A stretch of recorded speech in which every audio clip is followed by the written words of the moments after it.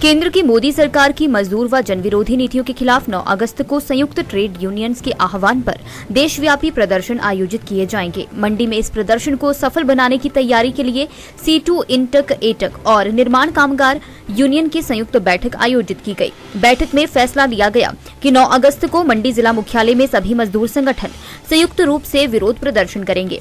C2 के जिला अध्यक्ष भूपेंद्र सिंह ने बताया कि केंद्र की मोदी सरकार की नव उदारवादी व पूंजीपति परस्त नीतियों के कारण बेरोजगारी, गरीबी, असमानता व रोजी रोटी का संकट बढ़ रहा है।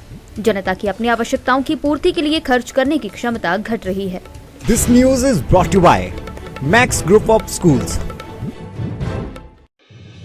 नमस्कार जी, हम आज जो केंद्रीय जो ट्रेड यूनियन है जो राष्ट्रीय स्तर पे काम करते हैं, जिसमें C2 है, इंटक है, एटक है, इन सब के आह्वान पर जो अभी 9 अगस्त है, उस दिन पूरे देश के स्तर पे जो केंद्र की नरेंद्र मोदी की सरकार है, जो मजदूर विरोधी और जन विरोधी जो फैसले वो ले रही है और जो नीतियाँ लागू कर रही है, उनके खिलाफ एक आह्वान किया गया है सभी ट्रेड यूनियनों के द्वारा कि 9 अगस्त को पूरे देश के अंदर जिला मुख्यालयों पे इस सरकार के खिलाफ प्रदर्शन किए जाएंगे और रैलियाँ निकाली जाएंगी और मांग पत्र भेजे जाएंगे, जिसमें मुख्यतः नरेंद्र मोदी की सरकार जब से सत्ता में आई है, इन्होंने सबसे पहले जो मजदूरों के हकों की रक्षा करने के लिए इस देश के अंदर आज़ादी से पहले और आज़ादी के बाद कुछ श्रम कानून बने थे 44, उन श्रम कानूनों को ख़त्म करने का काम किया है। उनको कोड में कन्वर्ट कर दिया गया है, जिसमें मजदूरों के हकों की बात कम है और जो कंपनियां हैं, ठेकेदार और पूंजीपति है,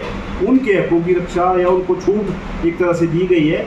वो विधेयक एक तरह से पारित कर दिए गए हैं, हालांकि अभी वो लागू नहीं हुए हैं। हमारा ये मांग है कि उन सब कोड जो 4 कोड है उनको निरस्त किया जाए और जो पहले से श्रम कानून बने थे उनको लागू किया जाए। इसके अलावा जो देश के अंदर जो मिनिमम वेज है, वो उसकी हमारी मांग है कि देश के स्तर पे जो आज महंगाई है, जो मूल्य सूचकांक है, उसके हिसाब से देखें तो 27,000 जो कम से कम जो वेतन है वो मजदूरों का होना चाहिए। मगर आज हम देखते हैं कि वो कहीं 300 साढ़े 300 रुपये के हिसाब से वो जो दिन का जो मजदूरी है वो उनको मिल रही है।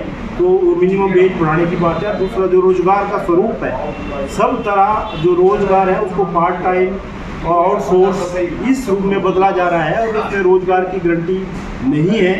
कभी भी मजदूरों को नौकरी से निकाला जा सकता है, उनका रोजगार छीना जा सकता है। उसमें जो सामाजिक सुरक्षा के जो जितने भी कानून थे उनको भी कमज़ोर किया जा रहा है।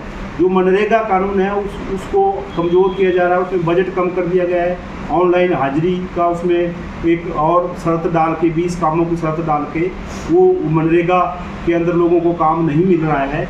इसी तरह से जो अन्य जो स्ट्रीट वेंडर्स हैं, जो रेडी फड़ी का काम करते हैं, जो कंस्ट्रक्शन वर्कर हैं, जो सड़क निर्माण का काम करते हैं, प्रोजेक्टों का काम करते हैं, रेलवे लाइनों को बिछाने का काम करते हैं, ये जो करोड़ों करोड़ जो मजदूर हैं, इन के लिए जो कानून बने थे उनको बदला जा रहा है। इसके खिलाफ ये जो 9 अगस्त को जो है वो सभी जो मजदूर संगठन है, वो राष्ट्रीय स्तर पे 12 संगठन है, वो इकट्ठा होके इस सरकार को एक तरह से जो अगला साल अभी चुनाव का वर्ष भी है, हमारा ये मानना है कि मोदी सरकार को ये जो मजदूर विरोधी और जन विरोधी जो नीतियाँ लागू कर रहे हैं, इसको सत्ता से बाहर करने के लिए भी सभी जो मजदूर संगठन है वो मिलजुल के काम करेंगे।